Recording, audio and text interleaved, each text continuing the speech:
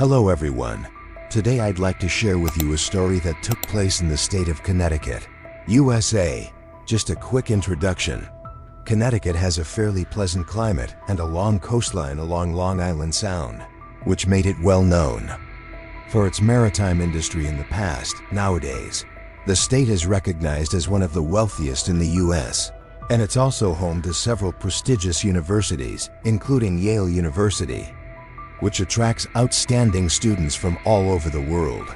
Today's story begins in 1986. That year, a case occurred in this state that left the police baffled for quite a long time.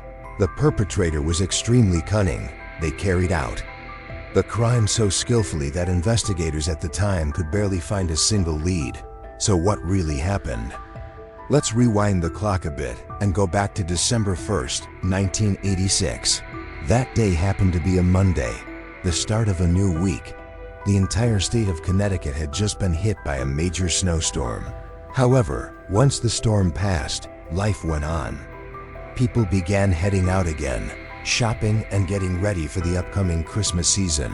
On that very day, the police in the town of Newtown, Connecticut, received a phone call from a private investigator named Keith Mayo.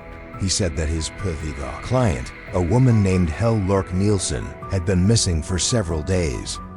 He suspected that her husband, a man named Richard Crafts, might be involved in her disappearance, so he contacted the police to ask for help with the investigation. Keith also shared some additional information. Hel was a flight attendant for Pan Am a few months earlier. She had hired Keith because she suspected that her husband was having an affair. After some time investigating, Keith discovered that her husband, Richard, was indeed involved in an extramarital relationship with another flight attendant, this time from Eastern Airlines. Once Hel found out, she quietly began gathering evidence and preparing for a divorce.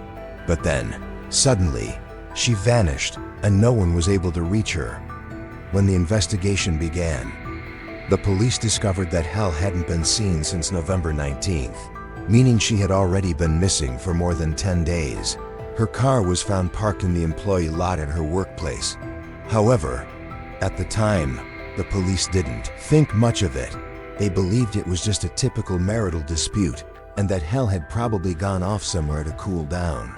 They were confident she would come back on her own eventually. Another reason the police weren't too suspicious at first was because the man being accused, Richard Crafts, wasn't a stranger.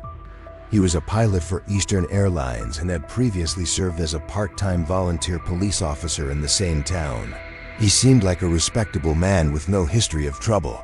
So after receiving Keith's call, the police didn't rush into action. They waited until the following day to officially begin the investigation. According to Richard, he and Hel had 3 children together, and overall, their family life was fairly happy. On the evening of November 18th, before she left the house, Hel didn't show any unusual behavior. In fact, the couple had even talked about taking the kids to visit his sister's house together. But the next morning, when Richard woke up, he didn't see Hel anywhere. He assumed she must have received an urgent flight assignment and had to leave during the night. Since she was a flight attendant, being away for 10 days or more wasn't unusual. So at first, Richard didn't find anything suspicious. Besides, their relationship had been tense at the time. Both suspected the other of having an affair, and they weren't really speaking to each other. So her sudden absence didn't strike him as anything out of the ordinary. It all sounded reasonable on the surface, but something still felt off to the police, so they decided to keep a close eye on the case. And the deeper they looked, the more strange details they uncovered, each one making the situation more tangled and mysterious than before. Coincidentally, the case happened right in Connecticut, where Dr. Henry Lee was living at the time. He's a world-renowned forensic expert of Chinese-American descent, known for his involvement in over 8,000 criminal investigations. Many even call him the modern-day Sherlock Holmes. Wanting to get to the bottom of the case quickly, the police invited Dr. Lee to join the investigation. As soon as he accepted, he got to work right away, starting by speaking with the people closest to Hel, It didn't take long for Dr. Lee to uncover something unusual. The family's babysitter, a 19-year-old girl named Dawn Marie Thomas, had suddenly quit her job right after Hell went missing.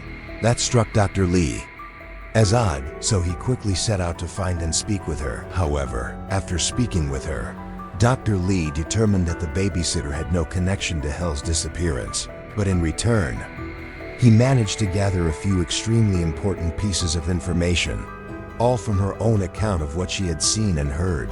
Specifically, on the night before Hell disappeared, the babysitter recalled being woken up by a strange noise inside the house. At the time, she simply assumed it was something falling over because of the snowstorm outside, so she didn't think much of it and went back to sleep. The next morning, Richard, the man of the house, told everyone that there had been some kind of power outage, and in the middle of winter, with freezing temperatures and no heat, that was definitely a problem. So he decided to take the whole family to his sister's house in Westport, about 35 kilometers away, to stay there temporarily. As they were getting ready to leave, the babysitter instinctively asked, "Where's Mev's Hell? Isn't she coming with us?" Richard calmly replied, "She already left."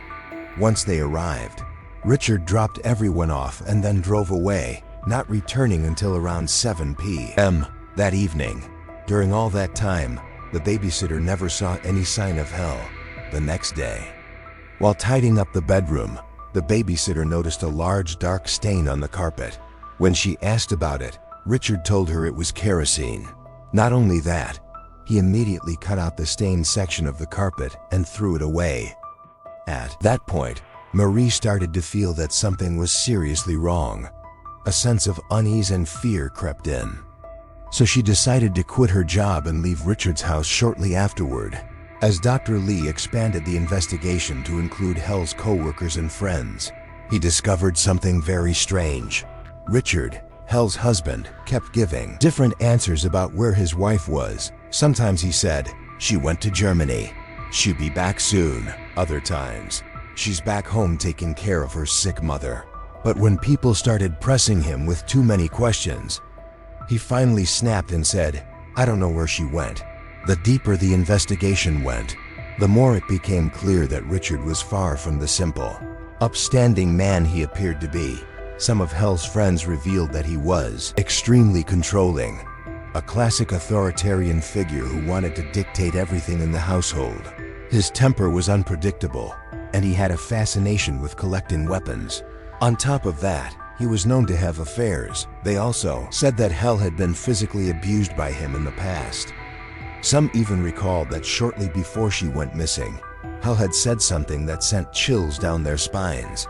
"If anything happens to me, it won't be an accident. I just want to get a divorce as soon as possible." Based on everything gathered so far, Dr. Lee was certain Richard was hiding something very serious. Immediately, the police placed him at the top of their suspect list. They suspected that the couple might have argued over the divorce, and in a moment of rage, Richard may have harmed his wife. And that's when the unusual details started to surface. Right after Hell disappeared, private investigator Keith Mayo, the one she had hired to keep an eye on her husband, had a strong feeling that something wasn't right. After hearing the babysitter's story about the stained carpet, he became convinced it was an important clue.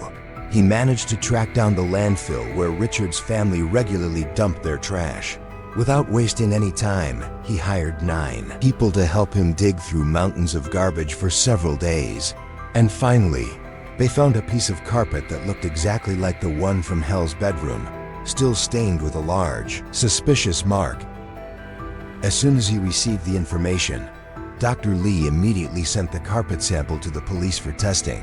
Unfortunately, the piece had badly deteriorated after being buried for so long in the landfill. After analysis, the lab couldn't determine whether the stain was actually blood or not. But that wasn't all.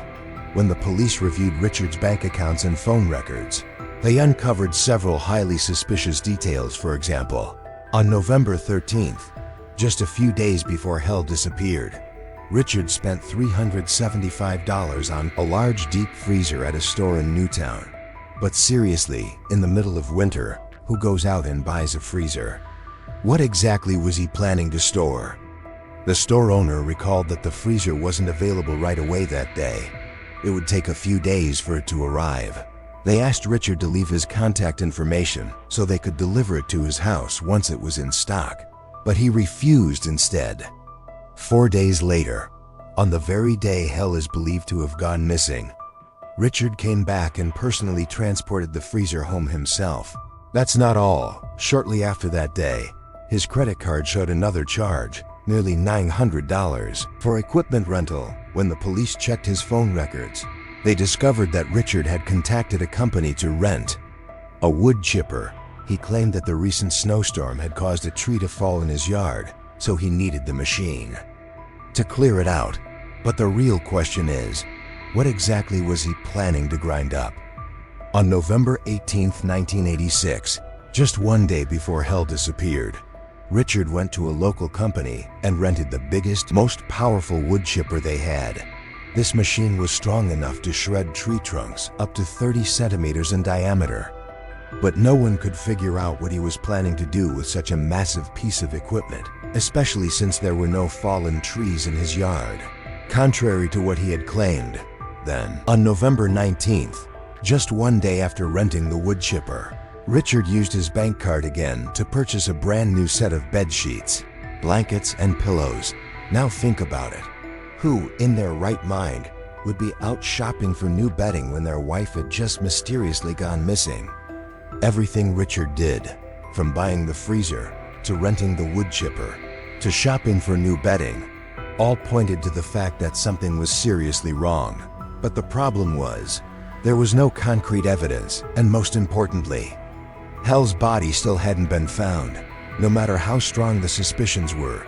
Even if they came from a forensic genius like Dr. Henry Lee, the police couldn't arrest someone based on gut feeling alone. It wasn't until December 26th, nearly a month after Hell went missing, that a search warrant was finally approved. The police acted immediately. While Richard and his family were away on vacation, they moved in and searched the house. What they found was a series of highly suspicious things. First, the piece of carpet found at the landfill matched perfectly with the missing section from the bedroom. Carpet in Richard's house, not even a millimeter off. Second, Dr. Lee, with his incredibly sharp eye, discovered 5 tiny blood spots at the foot of the bed, barely visible to the naked eye. Lab tests confirmed the blood matched Hell's blood type, O, and was definitely not menstrual blood. Third, in the bathroom, police found a pile of large bath towels. After forensic testing, every single one of them tested positive for traces of blood. Based on all these traces, Dr. Lee was certain Hell had been murdered right inside her own home, but the biggest question remained: where was her body? And without a body, under U.S. law, they couldn't officially charge Richard with murder. The police decided to turn to a polygraph test. They hoped that, at the very least, it would help determine whether Richard was hiding something. But what shocked them the most was that Richard passed all 3 polygraph tests. There were no signs of deception whatsoever. So, could it be that he was actually innocent? Dr. Lee didn't trust the polygraph results.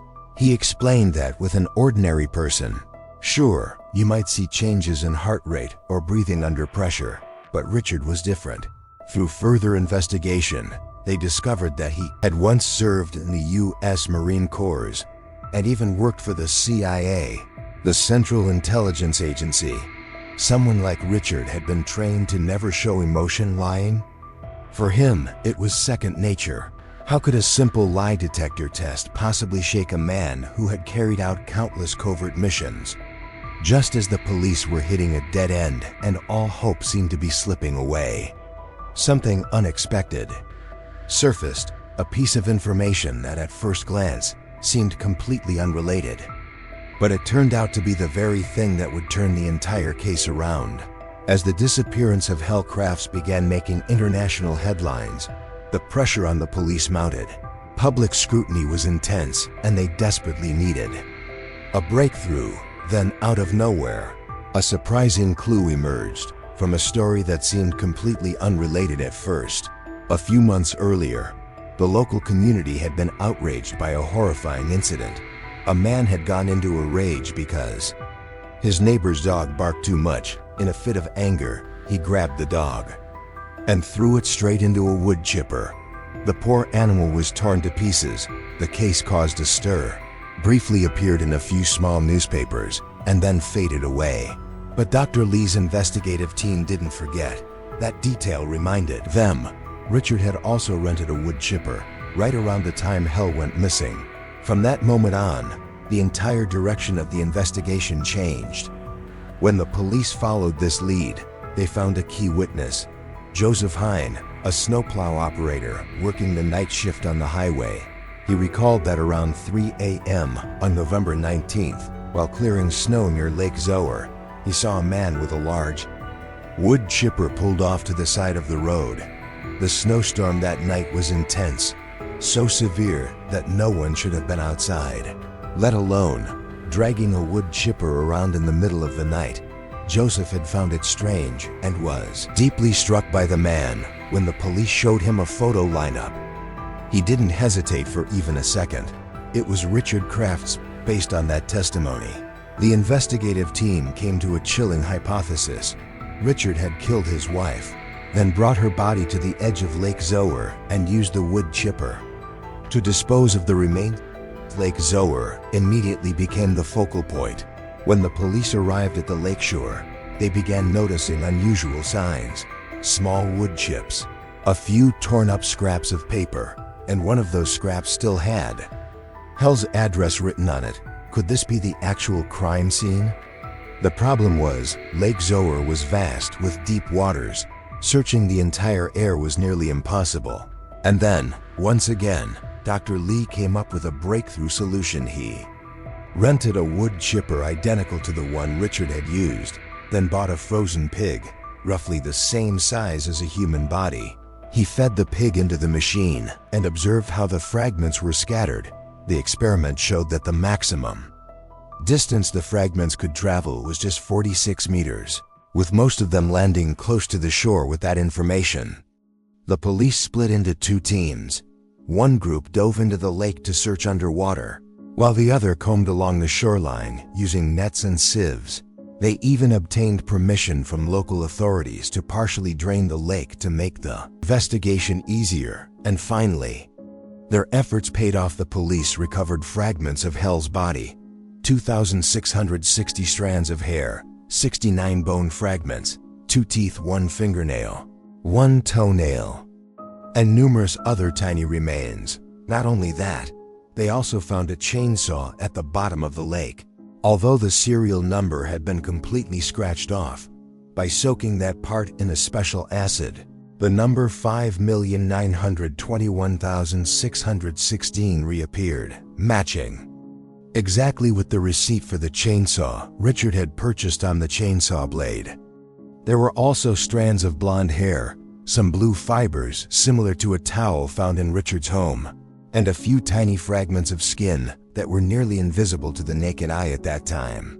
DNA testing technology wasn't widely available. Identifying a person relied mostly on dental records, as well as physical and chemical evidence. The police compared the chemical composition of the recovered nail polish fragment with a bottle found on Hell's vanity, and it was a perfect match.